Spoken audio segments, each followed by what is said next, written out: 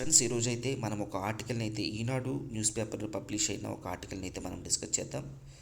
So ఈ article ఏంటంటే భారత తొలి ఫోటానిక్ రాడార్ సిద్ధం.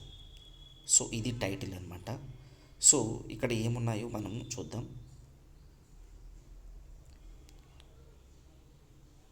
సో భారత్ తొలి ఫోటానిక్ రాడార్ సిద్ధం. సో రీసెంట్గా అయితే ఇండియా అయితే ఫోటానిక్ రాడార్ సిస్టమ్ని టెక్నాలజీని అభివృద్ధి చేసింది. దీంతో రక్షణ పరిజ్ఞానంలో భారత్ కీలకమైన మైలురాయిని సాధించడం జరిగిందనమాట. సో శత్రువులు గగనతల దాడి యత్నాలను మరింత స్పష్టంగా కనుక్కోవడానికి, సో మరింత స్పష్టంగా పసిగట్టేందుకు ఈ టెక్నాలజీ అనేది మన ఇండియాకు ఉపయోగపడుతుంది. సో ఈ ఫోటానిక్ రాడారు సిస్టాన్ని మనం అభివృద్ధి చేయడం ద్వారా ఇలాంటి టెక్నాలజీ ఉన్న అతి కొద్ది దేశాల సరసన భారత్ అయితే చేరడం జరిగింది. సో ఇదేంటంటే దీని యొక్క ఇంపార్టెన్స్ ఏంటంటే, సో ఈ రాడార్ల వ్యవస్థకి దొరకకుండా అటాక్ చేసే స్టెల్త్ యుద్ధ విమానాలను ఇవి ఈజీగా ఈ టెక్నాలజీ ద్వారా మనము ఈజీగా పసిగట్టవచ్చు అనమాట. సో మామూలుగా అయితే ఈ స్టెల్త్ యుద్ధ విమానాలు ఈ రాడార్ వ్యవస్థకి దొరకకుండా అటాక్ చేస్తూ ఉంటాయి. సో ఈ ఫోటానిక్ రాడార్ సిస్టాన్ని, ఈ టెక్నాలజీ మన దగ్గర ఉండడం వల్ల ఈ స్టెల్త్ యుద్ధ విమానాలని ఈజీగా పసిగట్టవచ్చు. దట్టు ఏంటంటే ఈ ఎలక్ట్రానిక్ జామింగ్ తంత్రాలకు ఇది లొంగకుండా పనిచేస్తుంది అనమాట. సో ఈ వ్యవస్థను అయితే బెంగళూరులో డిఆర్డిఓ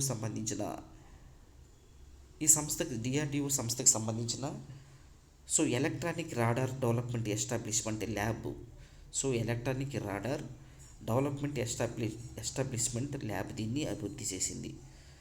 సో ఇంకా చూస్తే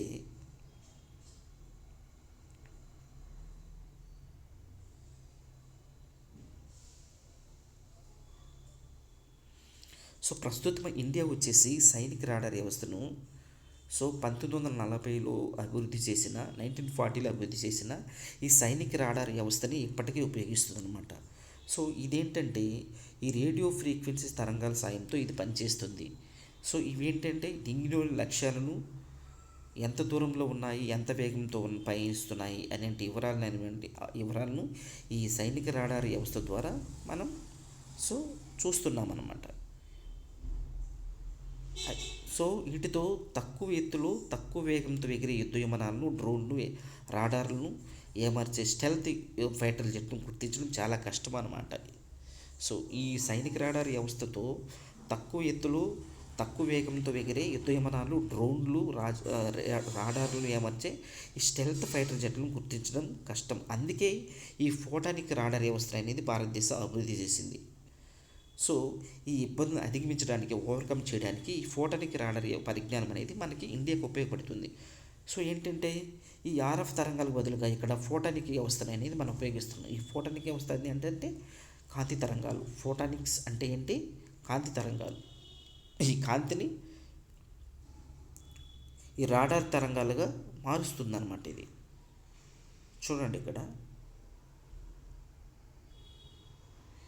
సో ఈ ఫోటానిక్ రాడార్ వ్యవస్థ ఏం చేస్తుంది? ప్రధానంగా ఈ కాంతిని రాడార్ తరంగాలుగా మారుస్తుంది. సో దీంట్లో లేజర్లు, ఆప్టికల్ ఫైబర్లు ఉండడం వల్ల స్పష్టమైనటువంటి పనితీరును, వేగవంతమైన పనితీరుని ఇది కనపరుస్తూ ఉంటుంది అన్నమాట. సో ఈ ప్రజెంట్ ఇప్పుడు ఆర్ఎఫ్ రేడియో ఫ్రీక్వెన్సీ రాడార్ వ్యవస్థ వల్ల ఈ బ్యాండ్విడ్త్ కూడా చాలా పరిమితంగా ఉంటుంది. సో ఈ ఫోటానిక్ వ్యవస్థ అనేది ఈ తరంగదైర్ఘ్యాల్లో స్పెక్ట్రంలో అనేక తరంగదైర్ఘ్యాలు ఉండటం వల్ల దీని బ్యాండ్విడ్త్ కూడా ఎక్కువగా ఉంటుందన్నమాట. సో దీనిపైన, ఇలాంటి టెక్నాలజీ పైన అమెరికా, చైనా, ఇజ్రాయెల్ వంటి దేశాలు ఈ ఫోటానిక్ ఆధారిత వ్యవస్థలపైన ఎక్కువ దృష్టి పెట్టాయని ఈ ఆర్టికల్ వల్ల మనకు తెలుస్తుంది.